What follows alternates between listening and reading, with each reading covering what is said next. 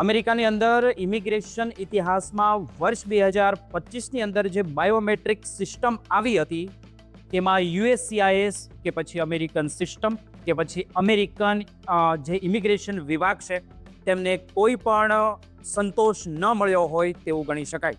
હવે તેના કારણે જે બાયોમેટ્રિક્સ 2.0 યુએસસીઆઈએસે લાવ્યું છે અને તેમની જાહેરાત પણ કરી દે છે, કારણ કે જે લોકો એરપોર્ટ ઉપર જતા હતા તેમનું જે ચહેરાનું સ્કેનિંગ થતું હતું તેમાં પણ તેને કોઈ સંતોષ નથી મળ્યો, ફિંગરપ્રિન્ટમાં પણ કોઈ સંતોષ ન મળ્યો હોય। અને હવે નવી સિસ્ટમ જે શું છે તે દરેક એનઆરઆઈએ જે ભારત આવતા હોય, અમેરિકા જતા હોય કે પછી તમે એનઆરઆઈ છો, વર્ષો સુધી નથી આવ્યા કે પછી વર્ષો પછી આવવાના છો, તો આ સિસ્ટમ જાણી લેજો અને વર્ષો સુધી તમારો ડેટા કઈ રીતે તે તમારી પાસેથી લેશે અને સાચવી રાખશે તેમની આ સંપૂર્ણ માહિતી મારે અમેરિકન ગુજરાતીઓને બધાને આપવી છે। તો ચાલો શરૂ કરીએ। અમેરિકાના ઇમિગ્રેશન ઇતિહાસમાં વર્ષ 2003 પછીનો સૌથી મોટો અને ખતરનાક ફેરફાર અત્યારે આપણી સામે આવી રહ્યો છે, જેમને બાયોમેટ્રિક્સ 2.0 નામ આપવામાં આવ્યું છે। યુએસસીઆઈએસ એટલે કે અમેરિકન ઇમિગ્રેશન વિભાગ હવે એક એવી હાઈટેક સિસ્ટમ લાગુ કરવા જઈ રહ્યું છે જેમાં તમારી ઓળખ છુપાવવી કે ખોટી માહિતી આપવી અશક્ય બની જશે। અત્યાર સુધી આપણે જાણતા હતા કે અમેરિકાના વિઝા માટે કે પછી ગ્રીન કાર્ડ માટે માત્ર આંગળીઓના નિશાન એટલે કે ફિંગરપ્રિન્ટ અને ફોટોગ્રાફની જરૂર પડતી હતી, પરંતુ 2026થી આ જે પણ પ્રક્રિયા છે તે બદલાઈ રહી છે। હવે અમેરિકા હાર્ટ એટલે કે HART નામની નવી ક્લાઉડ બેડ્સ સિસ્ટમનો ઉપયોગ કરશે, જે એમેઝોન વેબ સર્વિસ પર ચાલશે।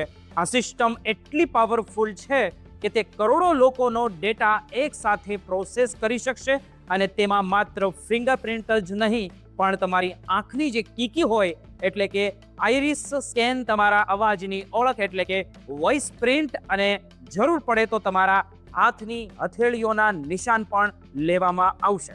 સૌથી મહત્વની વાત તો અત્યારે એ છે કે અત્યાર સુધી 14 વર્ષથી નાના બાળકો અને 79 વર્ષથી મોટી ઉંમરના વડીલોને ફિંગરપ્રિન્ટ અથવા તો તેમની જરૂર નહોતી પડતી, અને પછી જે 2025માં સિસ્ટમ આવી હતી બાયોમેટ્રિક્સની તેમાં તેમની આ સિસ્ટમ કાઢી નાખવામાં આવી હતી, પરંતુ હવે 2026માં નવા નિયમ મુજબ ઉંમરની કોઈ મર્યાદા રહેશે નહીં, એટલે કે હવે નાના બાળકો કે નવજાત શિશુઓના પણ બાયોમેટ્રિક્સ 2.0 લેવામાં આવશે, જેથી કરીને માનવ તસ્કરી અને બાળકોના નામે થતા ખોટા સંબંધોના દાવાઓને રોકી શકાય। આ નવા જે નિયમ છે તે માત્ર વિઝા માંગનાર વ્યક્તિ માટે જ નહીં પણ જે લોકો અમેરિકામાં રહીને પોતાના સગા સંબંધીઓને સ્પોન્સર કરે છે કે પછી તે ત્યાં રહે છે તેમના માટે પણ મુશ્કેલી વધારી શકે છે। જો તમે તમારા પત્ની કે માતા પિતા માટે I-130 ફોર્મ ભરો છો તો અમેરિકી નાગરિક હોવા છતાં તમારે પણ બાયોમેટ્રિક આપવી જરૂરી છે। એટલું જ નહીં પણ જે કંપનીઓ વિદેશી કામદારોને બોલાવે છે તેમના HR મેનેજરો પણ હવે પોતાની બાયોમેટ્રિક વિગતો તેમને આપવી પડે છે। આ એક એવી વ્યવસ્થા ઊભી કરવામાં આવી છે જેમાં સરકાર તમારી હિલચાલ પર સતત નજર રાખશે, જેમને જે કન્ટિન્યુઅસ વેઇટિંગ કહેવામાં આવે છે, એટલે કે એકવાર વિઝા મળી ગયા પછી પણ તમારી જે બેકગ્રાઉન્ડ તપાસ ચાલુ રહેશે।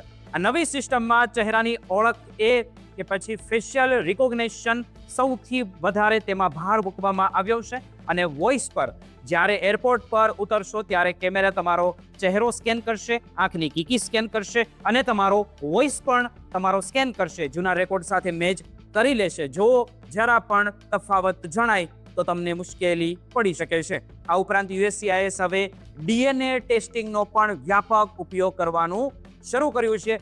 આ જ મેઇન પાર્ટ 2.0નો છે। DNA ટેસ્ટ થાય, જો તમારો સંબંધી હશે અને જો DNAમાં તમે કોઈ અલગ વ્યક્તિ નીકળે તો એ તમારો સંબંધી નહીં ગણવામાં આવે।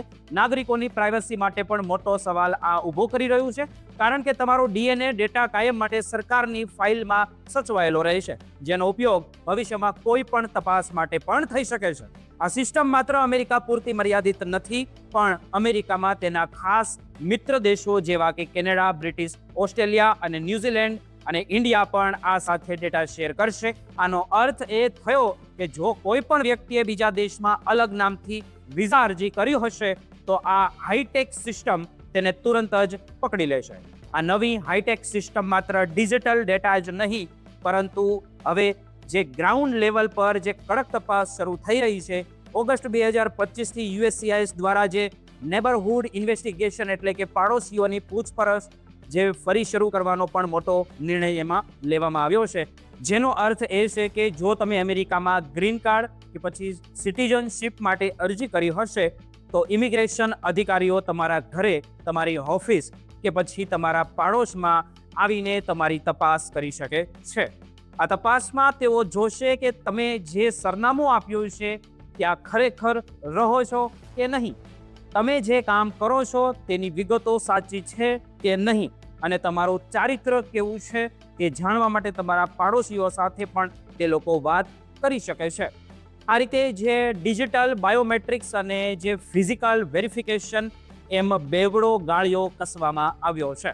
આ ઉપરાંત સૌથી મોટો અને ચોંકાવનારો ફેરફાર ડિજિટલ રિવ્યૂ પોલિસી છે, જેમાં હવે અધિકારીઓ તમારા સોશિયલ મીડિયા એકાઉન્ટ્સ પણ ચેક કરી શકશે. જો તમારી ફેસબુક કે ઇન્સ્ટાગ્રામ પોસ્ટમાં આપેલી માહિતી તમારી વિઝા અરજી સાથે મેચ નહીં થાય તો તમારી અરજી તરત જ નામંજૂર થઈ શકે છે. એટલે કે હવે તમારી ઓનલાઈન એક્ટિવિટી પણ તમારા બાયોમેટ્રિક્સ ડેટા સાથે લિંક કરી દેવામાં આવશે, જેમનાથી તમારું એક સંપૂર્ણ જે હોલિસ્ટિક થ્રેડ પ્રોફાઇલ તૈયાર થશે, જેનો અર્થ એ છે કે સરકાર તમને એક જોખમ તરીકે પણ જોઈ શકે છે. બીજી તરફ આ જે પણ આ નવી સિસ્ટમ 2026માં આવી રહી છે, બાયોમેટ્રિક્સ 2.0, તે ચલાવવા માટે જે ખર્ચ થઈ રહ્યો છે તેમની વસૂલાત પણ અરજદારો પાસેથી જ કરવામાં આવશે.